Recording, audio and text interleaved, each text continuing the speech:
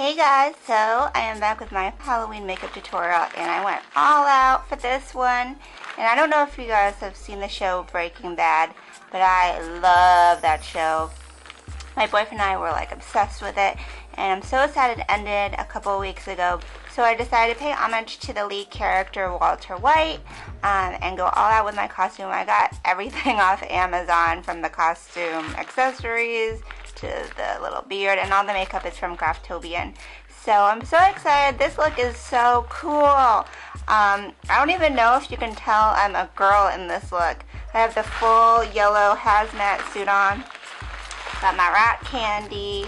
I got my goggle and respiratory protector set, my glasses, and yeah, the look was actually not that bad to do, surprisingly, and it was so much fun. I think it'll be just like hilarious, and you can pass out your like meth rock candy and call it a day. So this is my Walter White from Breaking Bad makeup tutorial, and if you want to see how to do it, stay tuned for more. Okay, so we're starting the tutorial with a nice moisturized face because we will be doing a lot of makeup. After that, we're going to really move on to the ball cap, which is an essential part of the costume. I'm taking the Graftobian latex ball cap, and I have a tutorial already on YouTube, but I will speed through this. So I'm not doing the entire thing. I'm only gluing the front and just for this tutorial, but if you're going out in person, make sure to have someone help you glue it down the back. I just did the front, so if you see the back poke it out, that's why. So right now I'm fitting it onto my head. You don't have to wear a ball cap underneath or a stocking cap, but I did just to keep my hair smooth. So once you have it on, you basically measure where you want to trim the ball cap. I give a couple of centimeters so that way I can glue it down to my skin and not get it into my hair. You definitely want to cut around the ears as well as, you know, around the outer perimeter of your head onto the back of your neck if you are doing the entire look. So once you etch out your edges, then you're going to go ahead and trim off that excess with some scissors. So I already trimmed it off and now everything fits snug. I have a ball cap on. You don't have to do this. If I had slicked my hair back, you probably wouldn't see the line as much, but it was okay because I'll cover that later. So once everything is nice and cut to your specifications to your head shape, you can proceed to the next step, which is to glue the ball cap on, and I'm going to use good old spirit gum. So with spirit gum, you apply it to your skin. I'm applying it to wherever I will have the ball cap glued down, and in order to make it sticky, you have to tap on it a little bit so that way it gets really sticky. And I'm just using a spatula so I don't have to get my hands all sticky.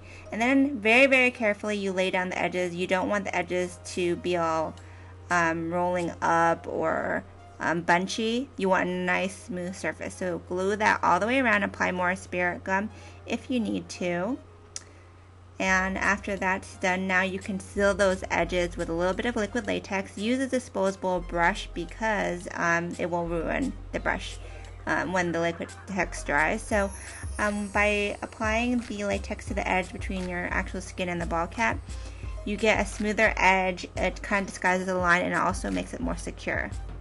It will dry clear. You can accelerate the drying process with a blow dryer. And now I'm taking rubber mask grease paint from Graftobian.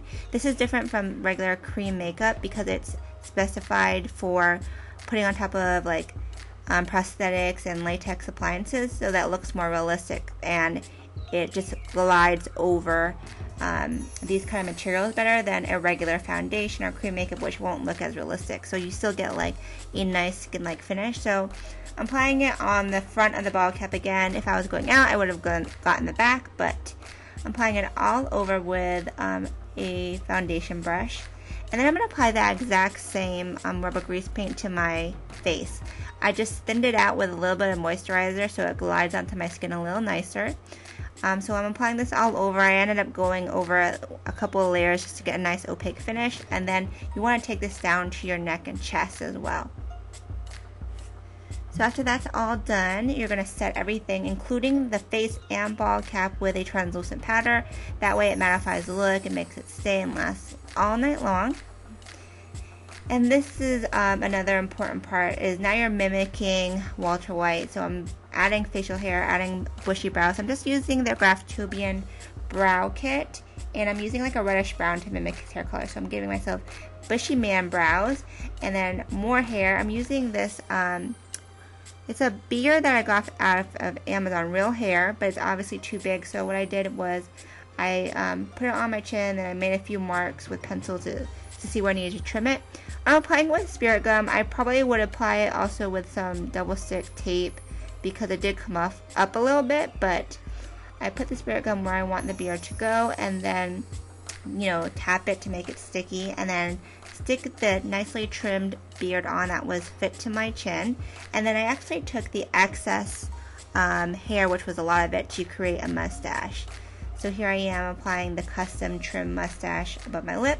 I would have made it a goatee, put a little hair on the sides, but I forgot to do that. So I recommend making a goatee.